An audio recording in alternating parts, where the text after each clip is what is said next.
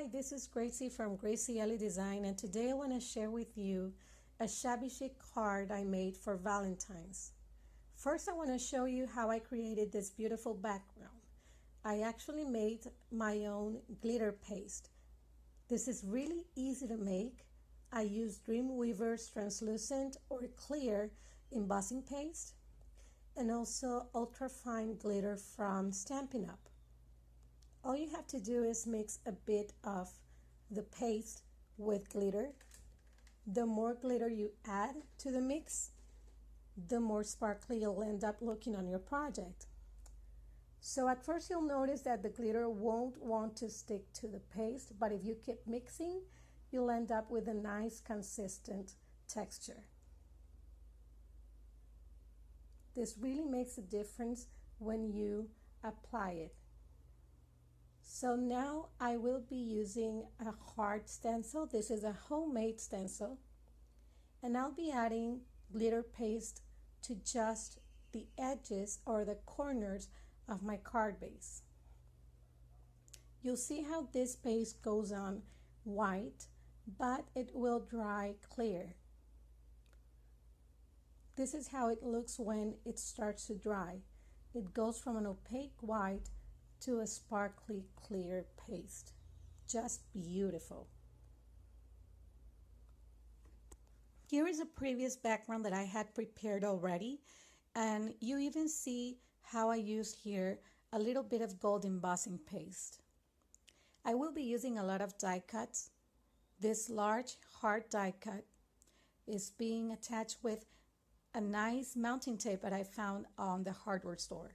It is a little bit thicker than your usual craft tape, but it works really well and it adds a very nice dimension to your die cuts. I'm adding a second heart, and this one is also die cut from pattern paper. The hearts were not precisely cut from the same paper pack, but I did try to coordinate the colors nicely, and the soft hues really go well with the shabby chic design. Finally, I'm attaching this large detail heart that looks really delicate. I'm also adding a bit of gauze that I got from the drugstore. Gauze is really inexpensive, but it looks so nice and it adds a lot of texture and dimension to your shabby chic projects.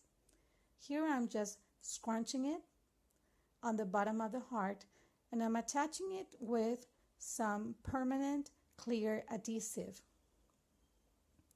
I'm also adding a nice embellishment I created using a lot of butterfly die cuts and even angel wings. If you want to learn how I made this embellishment, please click on the link. I have a step-by-step tutorial for you on this embellishment. I also made some beautiful flowers. These are really textured and they look very vintage and pretty. And I created them using the technique I shared last year on my Handmade Flower series. Specifically, the Handmade Flower series episode 1. So if you want to check that out, click on the link and it will take you there.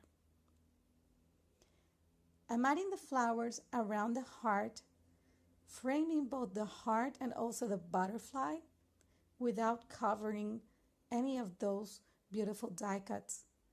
And what I like to do when I'm making this kind of projects that I have a lot of layering is I like to arrange the embellishments around the card base just to see where I would like them to go.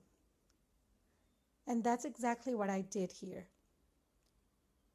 Again, I'm using the same permanent clear adhesive to attach the flowers, and I'm trying not to press too hard because I don't want them to lose their shape. The leaves I'm using here were also distressed and shaped using the same technique that I did on the flowers. And you'll see how in the end it all goes along nicely. The embellishments look very, very pretty and delicate around those die cuts that we added first. And it doesn't overwhelm the design whatsoever. Finally, I'm attaching a smaller heart that goes on the center of those large, delicate ones we adhered previously. Finally, I'm adding one last leaf. And now let me show you something I really like to do with Shabby Chic projects. Sometimes we're left with these very large pearls from sets. We usually just use the smaller ones, and that's what happened here. And over time, I realized that they actually looked very nice in Shabby Chic projects. What I do is I tuck them beneath hearts or flowers in this case, and other die cuts, and they look very nice with the design. It does add a bit of a vintage touch to the card. So try it out and you'll see how different and pretty your projects will look. You can also use buttons instead of pearls, or even large gems or rhinestones. I added a few of those pearls too around the butterflies. So this is it. This card looks pretty and very delicate, and it's perfect for Valentine's. I hope you enjoyed today's card.